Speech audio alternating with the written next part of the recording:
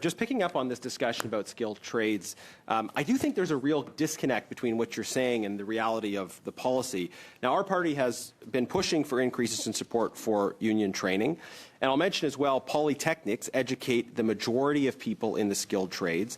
Polytechnics Canada has called this budget a missed opportunity. They're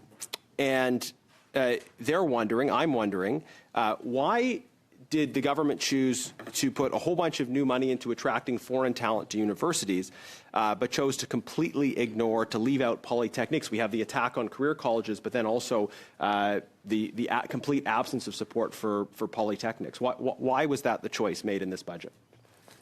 We have been working with educators of all different stripes for a number of years supporting education. In fact, our investment in research and education is unparalleled. And I will point out your party has voted against it every single time. I will also say that I voted against the budget. Could you answer the question, though? I would also say that it is important that we recognize the incredible value that unions have in skills training. And I mentioned part of that. 100% agree, and we'd been pushing for that long before you did it. But could you answer the question, please? Why did you vote against it then? I'm really curious to know why you voted against the Canadian Building Trades Union, who celebrated this budget and said that it was a generational investment in the skilled trades.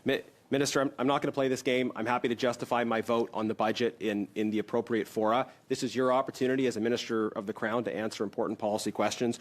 Why were polytechnics that educate the majority of people in the skilled trades, why were they completely left out while significant new money was put into universities? I think that our record on investing in post-secondary education both supports for individuals, as we've talked about, but also supports for research, science, and education. But Minister, this is precisely the point, is that when you talk about post-secondary, you're only thinking about universities. And this is a big issue when we're dealing with the shortages in the skilled trades and the need for parity of esteem here. That whenever you think post-secondary, you think universities only. And I'm trying to ask you about polytechnics, about career colleges, and frankly, this budget is attacking and undermining support for those institutions.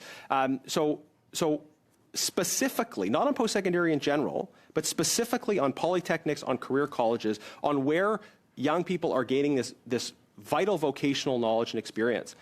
Why the decisions in this budget that move against those critical institutions and the students who go there?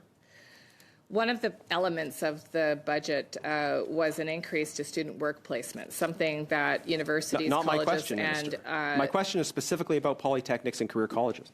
Right, and so polytechnics use student work placements extensively to support their students to make sure that they're gaining the skills that the employers need. I just want to read you this quote, though, from Leuna. Leuna welcomes the government's continued commitment Minister, to I'm going to jump in union-led training and workforce. I think this is revealing enough. You keep trying to go off in unrelated directions when I'm trying to ask you about polytechnics and career colleges.